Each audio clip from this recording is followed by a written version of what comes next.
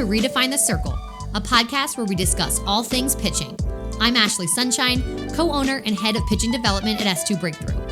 In this podcast, we're going to highlight topics that focus on how to maximize your pitchers now. We're going to discuss some of the trends that we've seen at S2 Breakthrough and talk about how we use data to create systems and training approaches that are specific to each pitcher. It's so important for us to continue to share this information and facilitate discussion within the pitching community so we can keep evolving as coaches and ultimately grow pitching into something it's never been before. Thanks so much for listening, and thanks for joining the quest to redefine the circle. This podcast is sponsored by YakkerTech, softball's first in-game optical tracking system and most accurate data capturing solution.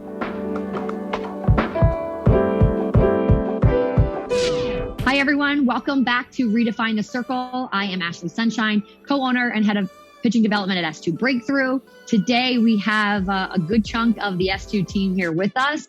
Laura McDonald, our head sports scientist, and then Carly Sewell, who's been here obviously throughout this series, our head strength coach here at S2 Breakthrough. Guys, welcome together to Redefine a Circle. Okay, so the reason why I wanted to have all three of us on for this discussion is because we're talking about when athletes experience pain. What happens when the body breaks down a little bit? What does that system look like?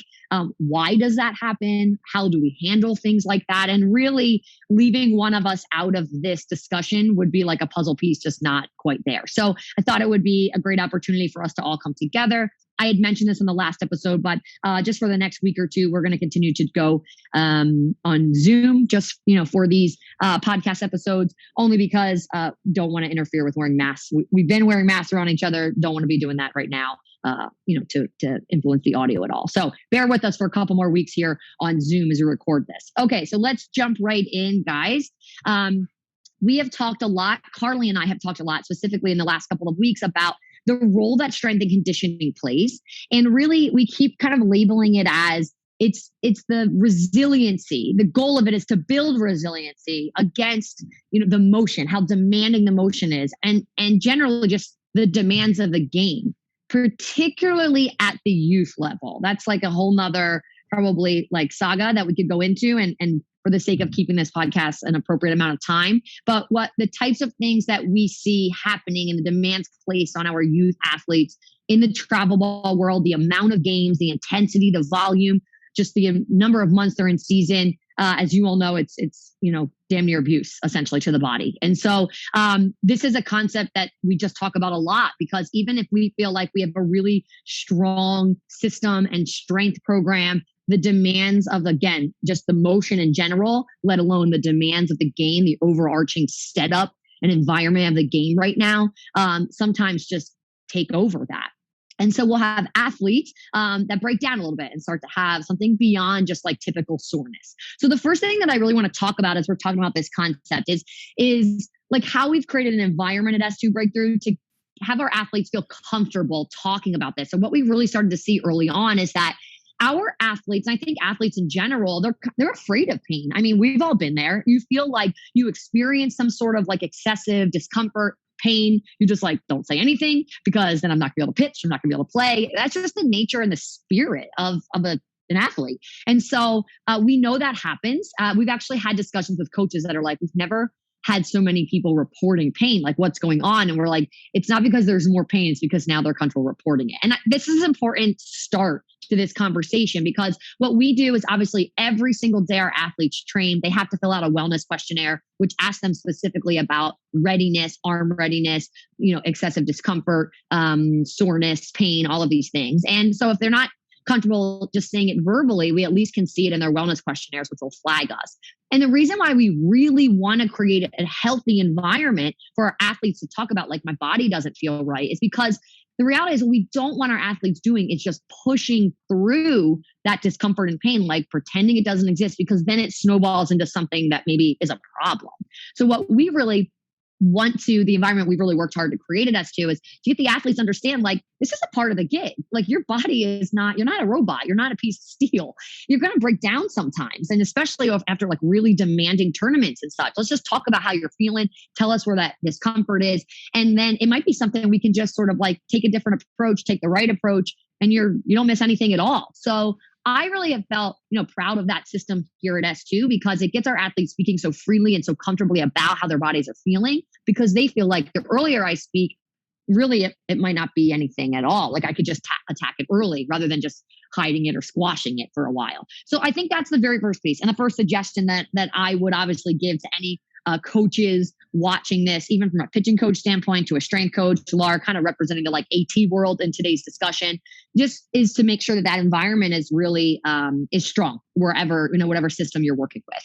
Okay, so let's kind of go into some details here. So if we have an athlete that reports to us that she's experienced not typical for her, it's not just some soreness that typically goes away in a day or two. There's something that's sort of like firing and making the pitching motion uncomfortable, or making daily activities uncomfortable, or making lifts uncomfortable. The first thing that I obviously do, Laura, I'm going to kind of start off with you, is I say like, okay, let's schedule you a meeting or a time where you can get in the like AT room essentially with Laura. And I want to hear from Laura about what the route is, and then we can create a game plan of like, how are we handling this? So can you just take the conversation at this point, Laura, and tell me about like, what do those consultations look like? And then what are some of the typical things that you see? I obviously know from the standpoint of pitching that I see, but I kind of like you to kind of steer that conversation to start. Yeah. So honestly, it's a lot of questions just to start. Obviously understanding not just the discomfort and pain that's happening in the pitching motion, but I want to know, how is this pain affecting, things outside of the softball world? How are things at home? Is there anything at home that they're not able to do that they normally do? So for example, like a shoulder injury or shoulder pain, can she wash her hair normally, reach up in the cupboard for a cup, simple things like that? We kind of ignore the impact that shoulder pain or any other pain in the body can have on an athlete when we're only talking about them as an athlete. So I really try to get to, what is the extent essentially is this pain and discomfort causing you? So a lot of questions about, how does this impact you outside of softball? Try to put together a story of a timeline of maybe some understanding of, I took a break, or I was in a different sport and I just all of a sudden started throwing again without a whole lot of ramp up. I try to understand some of the backstory in terms of the timeline, essentially try to get to a point where we're talking about, what is the accumulation of stresses that led up to this. And most of the time, it's usually a spike in workload, or sometimes we've changed some things maybe in their pitching program, and their body's just struggling a little bit to adapt to it. It's a lot of questions, honestly, just like really getting to just the timeline and the history of all that conversation. I would say that by far, the most common things that I see, they really, for pitchers especially, they get rooted in really 4 places. It's typically the stride foot, low back, SI joint in the hip. That typically happens when an athlete is typically not strong enough. It happens with our underweight athletes or underweight pitchers, where their body literally just doesn't have the armor to protect itself against the energy that they're producing as a pitcher. So sometimes it'll show up in that stride foot, hip, low back. If they're fortunate enough that the energy can get up to their trunk, next comes the scapula. So we might see, scapular malposition. So the scapula actually can kind of permanently become malpositioned in very severe cases. But more often than not, it might be, muscle dysfunction, muscle soreness, quote unquote knots that can happen around the scapula. To me, that's just an expression of that their body's struggling to make that transition of energy up the chain. And so we can't just look at, the arm or the elbow, which are my next 2 examples, in isolation, because all of that is connected, of course, to everything they create from the ground. And then the next 2 places are going to be anterior shoulder, and a little bit of kind of the posterior shoulder on the side here with like rotator cuff. But for pitchers, typically anterior shoulder. And we're usually discriminating between like bicep pain and then lat pain. Those 2 structures really interact very closely with each other. And so we can kind of get a mixed signal, whether that anterior pain is one of those 2 structures. Sometimes it's both. And then the last place is the elbow. We don't have, in softball pitching, we don't have the same stresses on the UCL that a baseball pitcher does. So sometimes elbow pain gets confused with essentially like pronator flexor pain, which starts at the same place on the inside of the elbow. That usually shows up in a pitcher who is struggling with trunk arm timing and is really trying to just use that forearm, supination to pronation to generate her whip. And that energy is sort of kind of getting rushed to the elbow, and then she's trying to get it all out through the arm. Those by far are the 4 key places that I typically see pitchers struggle with pain and dysfunction. So when an athlete, you'll come to me and you'll say, here's what the root is. She reported this, I did this, and this, and here's what I think is going on. And really the next place they go right over to Carly, right? Because in our minds, there's this foundation of diagnostics essentially. So AT World Diagnostics, and then to the next one of Carly, which is in my mind always the foundation of any skill that we do, right? From just the nature of what it is, the nature of it being lower intensity, of it being an environment that's all about movement quality, body control. And so can you guys just sort of bridge the gap, either one of you jump in, of what happens then in your conversation? And then Carly, how do you take over on the strength floor from there? Yeah, so I'll let Carly jump in a second, but typically I take my sort of report on the athlete, I bring it to Carly and Ashley and kind of give them my, this is fatigue. This is not a specific injury. It's essentially just an area of dysfunction currently based on her movement patterns. I bring that information to them, and then I'm going to let Carly take over kind of where she bridges that gap.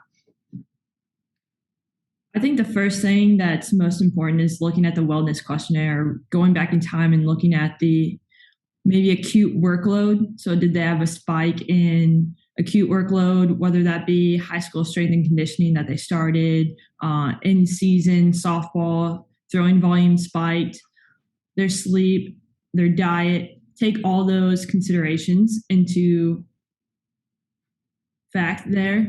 And then once that's laid out and okay, they're not eating enough, this isn't acute workload spike. Now you can get to the root of, all right, all those baskets are covered. Let's get to the root of this. So once I know wellness questionnaire looks great, then I start to deep dive into what is actually causing this. So I go a little bit deeper. I take them through a functional movement screen breakout, but a little bit deeper into that. So I'm looking for stability motor control disorder. I'm looking for what is actually causing that pain. So I get them into different positions on the ground, on the bench, take them through active range of motion and passive. And from there, I'm able to get a pretty good understanding of where that athlete needs movement and what is causing either the limited movement that's causing the pain or what is directly causing that pain. So I'm going to summarize a little bit here, Car. So essentially you take them through a couple screens to identify what movement is being generated that's causing pain, which basically gives you a plan for then what movement to give them, which is going to drive the movement in the right parts of the body, correct? Yes. Yeah. And so it's sort of like this symptom root conversation that we just obviously keep returning to because it's everything that we do here at S2. And so then you get an idea of okay, because she's doing X in place of, instead of being able to control her trunk in this position, she's relying on this. So I'm going to give her this environment to force her, heavy constraint environment, to really force her to stabilize well and to move appropriately. Yep.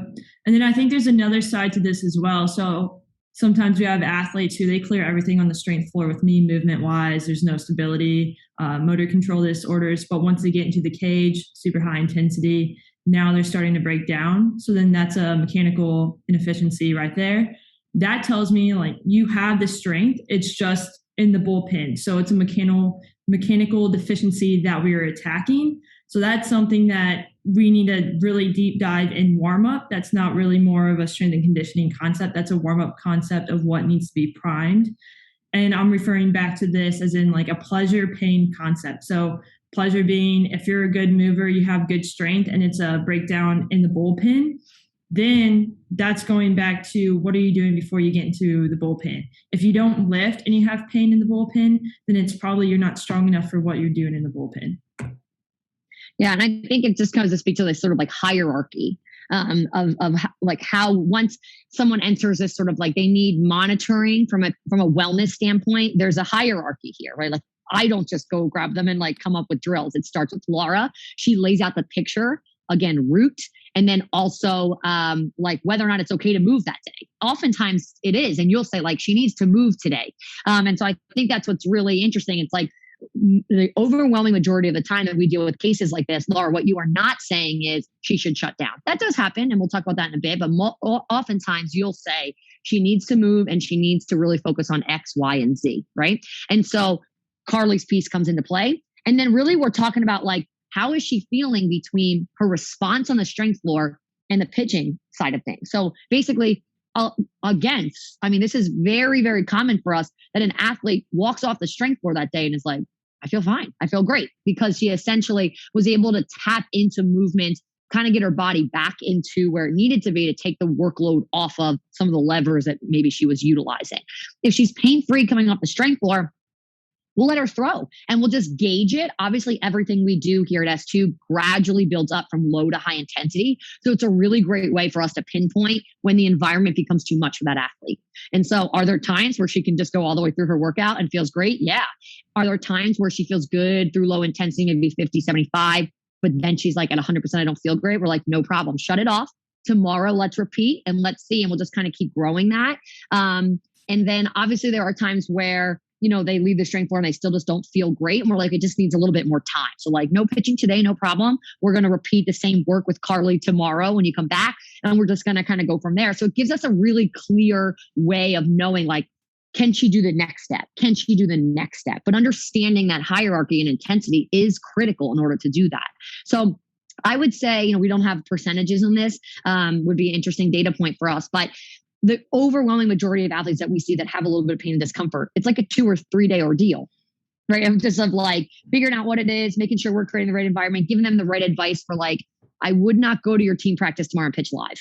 Like obviously if it's a program that we work with, then we come right in and think she is not pitching live.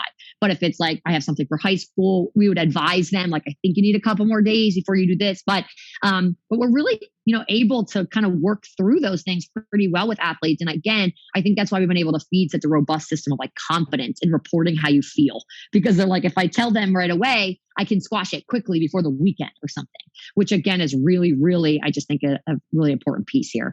Okay. So that sounds like cookie cutter. That sounds like, magic land, because sometimes that happens. It's great. But it's not always magic land. As we know, this is real life. And so there are times where pitchers are experiencing something and like we are not, we just can't quite, we identify what we think the root is. We obviously don't have x-ray vision or imaging. And so we identify what we think the root is. We're trying to drive some things. It just doesn't seem to be helping enough. And basically they have to enter an external world, right? They get referred out, which happens. Great if it does that. If it doesn't, our goal is obviously to build enough resilience everyday programming to have a good internal system for management where that it doesn't come to that. But when it does, and they have to seek medical attention and they get pulled out of the game or out of training for a bit, sometimes it's a week, sometimes it's 2 weeks, it could be a month, whatever it might be. We run into some challenges, and I kind of want to use this as an opportunity to talk about it. Let me lay out what we typically run into, and then Carly, Laura, feel free to chime in here. Here's what we run into oftentimes. Athlete A goes and seeks medical advice. They say something like, weak anterior core, so you're not rotated well or something, right? And so go to PT. Okay, perfectly logical. Athlete goes to PT. PT says something like, okay, you're clear with me, or at some point you're still in PT, but you're clear to start training, no lifting, because in their minds, lifting is like everyone's trying to deadlift 500 pounds. So no lifting, but hit, swing, throw, play away. And so what we know to be the case is that skipping steps, right? And so when athletes come to us, they're like, I can pitch, I can do whatever I want, I just can't lift. We're like, that's not how we do things here. That's not what lifting is here. The lifting is the foundation. If you have pain, if you don't have pain in pitching, you're going to be fine on the strength floor, right? And so that's just the reality. But if you have pain in pitching, but we skipped over a step, we don't really know where we are in that system, right? This concept of like, it's got to go, PT is low level intensity. The jump between that and skill is like, that's ridiculous. There's not a bridge big enough in the world to connect those two pieces. And so it's like, strength and conditioning is that bridge, right? Especially S2 breakthrough strength and conditioning. That is about movement quality, understanding roots versus symptoms, really getting the athletes to be body aware, activating the right muscle groups, and then carrying that into skill. And we run into those challenges because we don't like to put athletes into positions where they feel like my external medical advice doesn't match the internal piece of S2 breakthrough. That's been challenging for us, right? We've also had some really great PTs that jump right into phone calls with us. We get on the same page. We show them what their strength and conditioning program looks like. We talk to them about low intensity stuff and pitching, and we have a great relationship with that. But there's a problem, absolutely, with connecting that outside pain management world to the inside pain management world. And obviously, I kind of just gave an overview there. But Laura, I'll start with you. If you have anything else to add about how we maneuver through those, and how we basically try to keep the athlete in a really an appropriate system, but a cohesive and not a confusing, without giving her confusing messages. Yeah, it starts so much with for the athlete to understand how to advocate for themselves. That's why I think it's so critical that they understand their story. We communicate their assessment results. I try to be very clear with both them and their parents about what to expect in this process as they're being, referred out and entering into a very confusing healthcare system, right? The healthcare system is very fragmented and there's just so many pieces to it. And so I try to just kind of give a summary essentially of like what to expect. If you see your primary physician, you will probably have a script for PT. You might be given anti-inflammatories. Here is sort of the general, the journey you're going to go on. And then what I always try to offer at the end is, if your physical therapist or whoever that you deal with from a rehabilitation standpoint would like to talk to us, I want to do that because I want to be able to educate that person that, we're not out here deadlifting 500 pounds. And we really are very conscious about that transition from the PT table through strength and conditioning back to pitching. And it's all a continuum. I sort of judge the severity of that athlete's dysfunction on, how much is it affecting her home life and her school life, first and foremost. Is she sleeping okay? Is her back pain so severe that she's not able to sleep comfortably at night? That's a significant red flag. So in that severity, we want her, of course, to see a healthcare professional that can deal with those, that level of severity. And then we want her to come back to us ready to kind of get into the moderate level, which is for us strength and conditioning, right? As a continuum of physical therapy, as a continuum of rehabilitation. They're not separate concepts.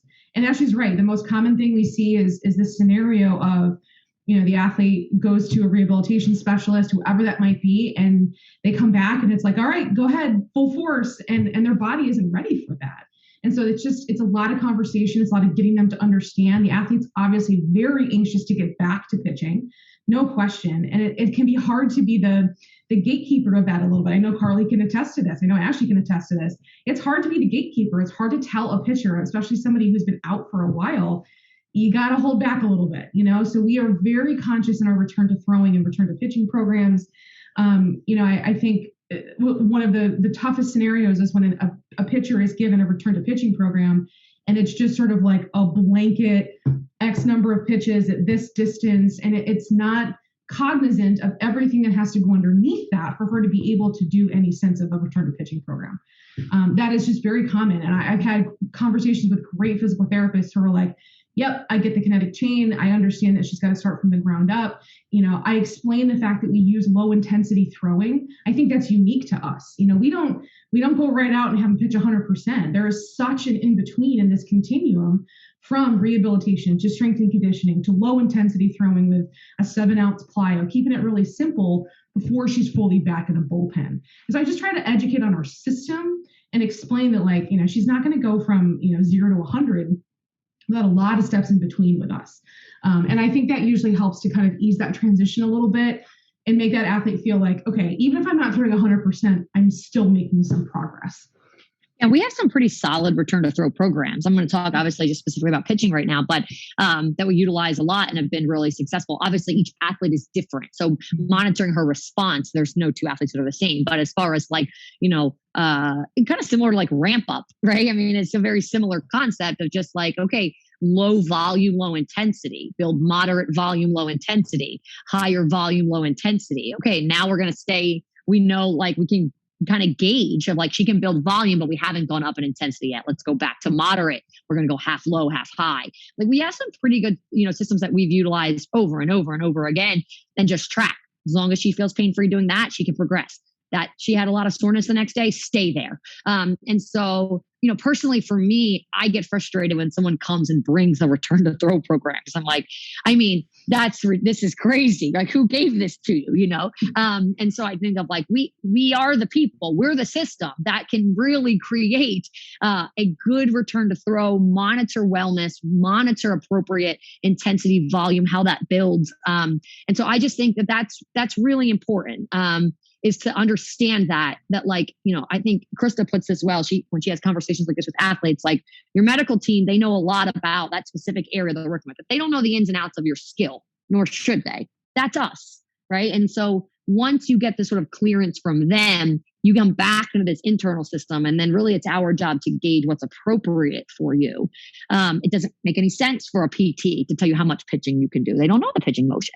So that is something that I think has gotten better here. I think it's just like our explanation and having really solid return to throw programs and ramp up programs that has allowed athletes to see like, okay, I see the plan and I can buy into that. So I think culture has been a lot stronger here at S2 with bridging that gap, external to internal, but it's still a continuing challenge, continues to be a challenge because of, as you said, sort of that like fractured healthcare system at the moment. Car, anything else you wanted to add to that? Coming from a strength and conditioning side, I think the biggest thing when working with external healthcare is knowing that your program is not going to stand alone. So it's not the only thing the athlete is doing. So your job is almost to turn from a strength coach to a stress management coach, knowing that they're doing high volume at PT. They're probably already addressing certain scenarios. So your job is to provide the medicine of getting the athlete stronger. So probably going a lot of low intensity, lifting heavy where we can, and just changing the mindset of killing them with volume of low intensity and switch it to pure strength. Yeah, I think like we spend the majority of time here trying to make our athletes resilient to the game. Like what I feel, and you guys can chime in if you feel a little bit differently about this, but what I feel our job is like, we often don't get the luxury of like helping athletes like reach these crazy performance metrics for a variety of reasons. They're teenagers. I mean, we have college athletes as well, obviously, but the majority of the year we're working with high school athletes, just age wise, that's not even appropriate for them. Right. And so, often though, what we're really trying to do is like undo patterns, trying to make their patterns more efficient, give them a base, keep them healthy through these like insane demands of travel ball. And so what we want to do is like, we want to be able to send them off to college where they're like, just at this foundation are like ready to take off. So I think a really important discussion, and I've had this discussion recently with some pitchers and their parents, is like, I know that you want to feel like, okay, I'm going to this Power 5 school. I need to be throwing 67 now, like now as a junior, because that's what people at that level do. And what I say is like, but your patterns are poor. Like basically, in order to do that, you want to be able to do that when you're there. You want to feel like you're bringing a version to yourself that is healthy, that is strong, that has good patterns inside and outside of the motion, all related concepts, obviously. So now as soon as you get there, you just take off. That is what I really feel like our job is, right? And I think this world, again, we're going to be getting maybe a little off topic, so I'm going to keep this short here. But what our world has been is this like, give the kids the metrics now. Give the kids the metrics now. And it's like, we're just fuel and fire oftentimes. Wellness is at the center of what we're doing. And maybe there will be a time where the competitive environment that we've built around them isn't destroying their bodies, but it is right now. That is the reality. It absolutely is. And so I love to be involved in a world where we start to change that conversation for athletes, and where they're not spending so much of their training time sort of like rebuilding against what the game sort of like knocked out of them. But that's where we are right now. And so I think this concept of just like pain, discomfort, management of that system, that's at the heart of what we do here at S2 Breakthrough. And I don't anticipate that changing anytime soon, unfortunately. And so I just think it's a really important discussion.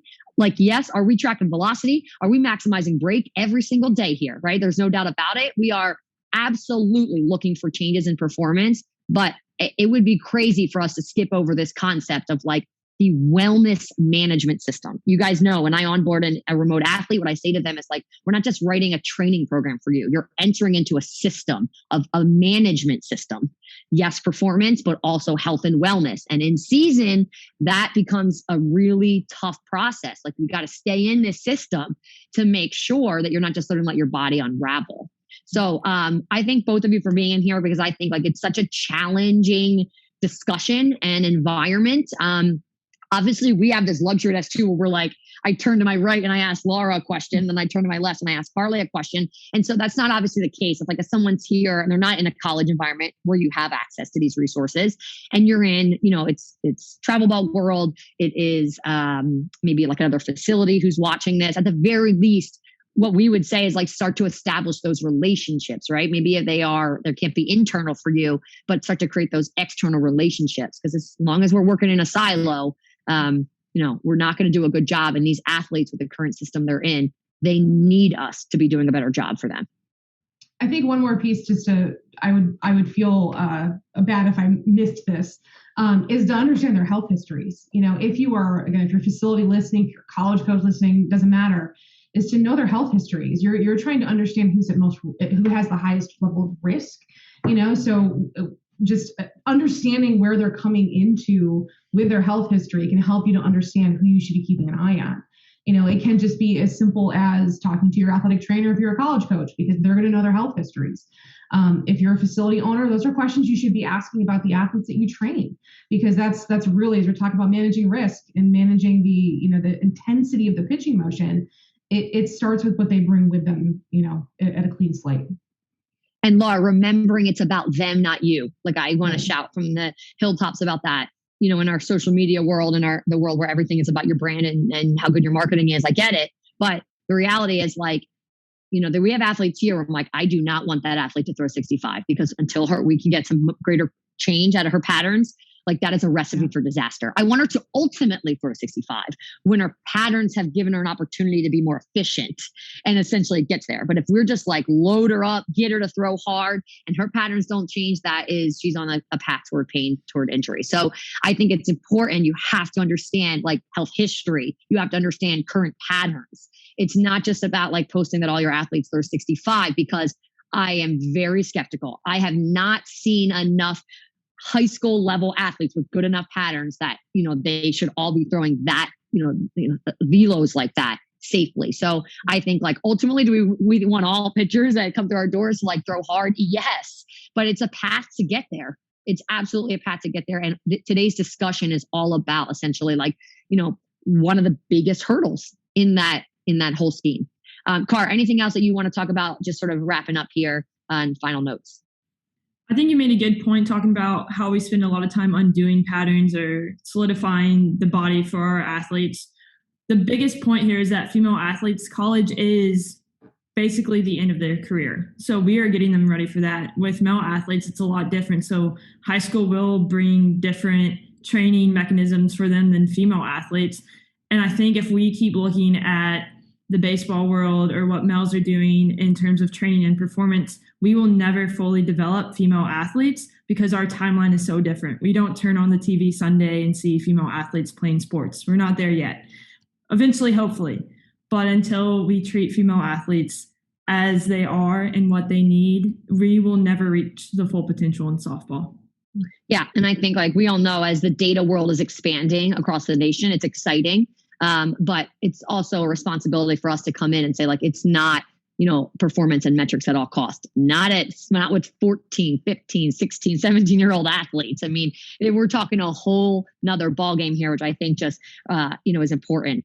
Kind of build off of your point, Carly, is like, we are talking about, kids here. And so the first and foremost is to make sure they're healthy and they're well, so that when they go off to college, that's their time. Right? That's their time to really take off. And that's so much a part of our job. Guys, thank you so much for being on today's episode. We've got one left here in this series 2 of Redefine the Circle, Carly. Next week, we're going to talk about some details, kind of a little bit of a segue between our discussions together about the details of how you program, what goes into programming, as you're obviously preparing to sort of kick off a little bit of your own, I don't know if podcast or what, but a little bit of your own strength and conditioning networking world, a little more visible out there and social media and such. So that'll be the last one. And then we'll kick off series 3 of Redefine the Circle. So it was a pleasure. I know I get the pleasure of speaking with you guys every single day, but for us to really sit down and have like a really detailed conversation about some of these issues that we are working through and dealing with, it's reminds me just how grateful I am to have you both. So thanks for being here. And thanks to everyone out there for watching again. Looking forward to having you join again next week. Take care. Thanks for listening to today's episode. I'd love to connect and hear your feedback. You can contact me directly at ashley@s2breakthrough.com. If you're listening, you can leave us a review, or if you're watching, go ahead and leave a comment below. Also, be sure to follow S2 Breakthrough on all of our social media channels and subscribe to Stream S2 to find all things player development. Until next time, quest on.